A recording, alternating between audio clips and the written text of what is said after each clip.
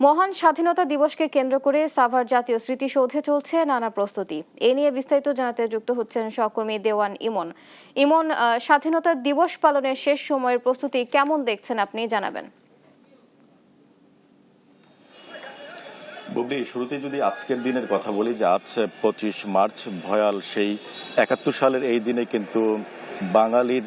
জাতির উপরে কিন্তু এই দিন শেষে যে রাত এসেছিল সেই রাতটি ছিল এক বিভীষিকাময়। 71 সালে যেই পাকিস্তানি হানাদার বাহিনী বাঙালির উপর যেই নিরস্ত্র ঘুমন্ত বাঙালির উপর যে ঝাঁপিয়ে পড়েছিল, এরপরে যে সূর্যটি উঠেছিল সেটি কিন্তু হাজার বছরের যে পরাধীনতার যে শৃঙ্খল ভেঙে সেই স্বাধীনতার স্বাদ কিন্তু বাঙালি জাতি এবং সেই স্বাধীনতাকেই কিন্তু আমরা যদি একটু দেখাই যে সেই স্বাধীনতা দিবসকে বরণ করে নিতে কিন্তু ইতিমধ্যে দেখতে পাচ্ছেন যে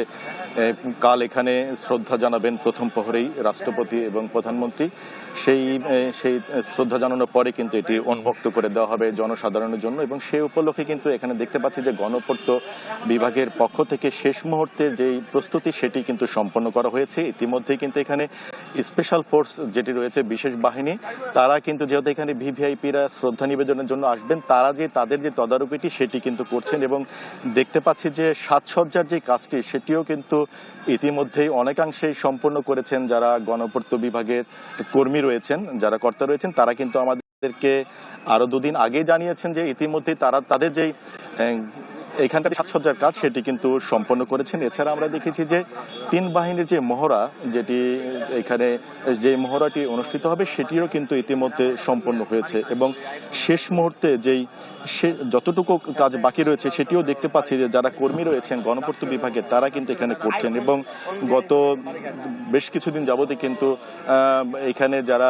জনসাধারণ রয়েছে তাদের প্রবেশাধিকার কিন্তু এখানে সীমিত করা হয়েছে, কারণ এখানে যেহেতু রাষ্ট্রের গুরুত্বপূর্ণ ব্যক্তিরা এবং কূটনীতিকরা, বিদেশি যারা অতিথি রয়েছেন, তারা যেহেতু এখানে শ্রদ্ধা নিবেদনের জন্য আসবেন, সেই উপলক্ষেই কিন্তু এখানে অনেক আগে থেকেই এই প্রবেশাধিকার সীমিত করা হয়েছে এবং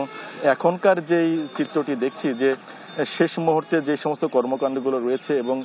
নিরাপত্তার জনিত যে সমস্ত বিষয়গুলো রয়েছে সেগুলোই কিন্তু এখন নিয়োজিত রয়েছেন গণপূর্ত বিভাগ এবং বিভিন্ন বাহিনীর যারা কর্মরত রয়েছেন, দায়িত্ব রয়েছেন, তারা কিন্তু রয়েছেন। বাইরের চিত্রটা যদি একটু দেখাই যে এখানে পুলিশ সদস্য থেকে শুরু করে অন্যান্য যারা দর্শনার্থী যারা এখানে স্মৃতিসৌধে প্রবেশের জন্য এসেছিলেন, তারাও কিন্তু দেখতে পাচ্ছি যে বাহিরে ভিড় করছেন এবং যেহেতু স্মৃতিসৌধকে আগামীকাল স্বাধীনতা দিবস উপলক্ষে যে সাজসজ্জায় তারা এখানে করেছেন সেটির উপলক্ষেও কিন্তু দেখতে পাচ্ছি যে অনেকে কিন্তু এখানে সেই দৃশ্যটি দেখতেও কিন্তু এখানে ভিড় করছেন এবং আগামীকাল কিন্তু এখানে রাষ্ট্রপতি এবং প্রধানমন্ত্রী শ্রদ্ধা নিবেদনের পরেই কিন্তু এখানে উন্মুক্ত করে দেওয়া হবে জনসাধারণের জন্য এবং জাতির সূর্য সন্তানদের প্রতি কিন্তু লাখো মানুষ এরপরে কিন্তু তাদের